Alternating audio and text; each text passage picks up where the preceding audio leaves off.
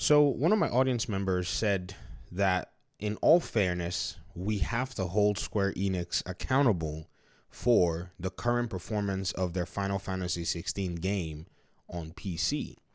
I don't know if many of you have looked at the Steam database charts, and I know the game is available on Epic Games and other games, but the game is pretty much competing with God of War Ragnarok, which I've said that PlayStation's third party money hatting makes no sense for a third party publisher, simply because you never know, their game might be sitting there and trying to pull customers against your own game. So you might be in competition with a company that used your product to try to, maybe in a sense, kick the other party out of market, or be more anti-consumer or anti-competitive against them. And so here you are now, you're sitting on Steam when you're trying to come and make extra money, but the same release window that you've selected, PlayStation has already selected that release window to bring their own game to the forefront. And this is going to be a challenge for you at the end of the day.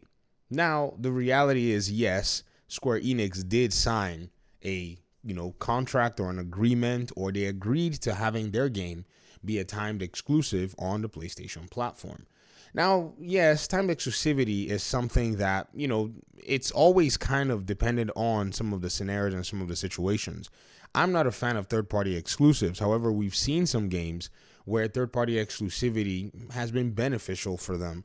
I've been looking a little bit at the whole Stalker scenario, because I told you guys that if Microsoft money had it that game, I am not a fan of it, and I'm not really huge on that detail. However, some of you have actually pointed that the developers actually that did Stalker, they actually offered that exclusivity deal from Microsoft. It wasn't necessarily something that Microsoft was pursuing per se, and that's because apparently Phil Spencer and the Microsoft team were helping the families of the developers in their situation right now currently going on in Ukraine, and so they offered up that particular instance, they offered up the exclusivity to Xbox. Okay, I can see that. I can say maybe that's a fair, assumption at the moment anyways. So again, not really a fan of it. And I'll tell you that, to me, they're all anti-competitive and they're anti-consumer, because the consumers who want to actually play the game, what they have to go find out is they got to go figure out a way where they're going to find the money to buy maybe another box to go play some game. However, many gamers are not really too interested in that these days.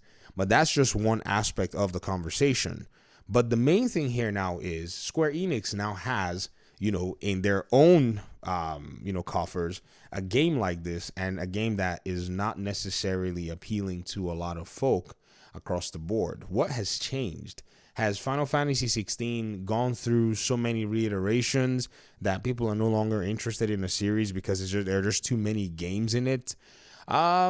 That could be one thing, but we could also make that argument for sports games as well, or for Call of Duty as well. And these games, they still continue to hold their audiences. I mean, sure, this last COD had like less single player, and it sold like crazy as well, only beaten by Hogwarts Legacy, but it only had like 2 months in the same year, and Hogwarts Legacy came out in February. So at the end of the day, Square Enix has the overall, responsibility here to make a game that is appealing to their audiences, that has as much action, as much gameplay as will pull people in. Other games right now have also started to surface in this category. The melee third-person game is no longer something that, is exclusive to Square Enix just because you have money to do big graphics and cutscenes. Well, we just saw that Game Science can also pull that off, using engines that are available to them as well. So the whole conversation of being able to make a AAA game is no longer relegated to the big names. Now, even though, yes, the names may not be big, the funding seems to be, massive now, and it's available in terms of tools where these other companies can also do similar, things, or accomplish similar things at the end of the day. So I think that there are, many incidences and many possibilities out here that you can probably maybe cite as, why Square Enix, Enix's Final Fantasy 16 game, is in a really strange place. I strongly believe that, another possibility is, Xbox. The fact that they have basically abandoned, or they had somewhat abandoned Xbox for a while in terms of just pursuing this anti-competitive direction with PlayStation, I think that's also affected them.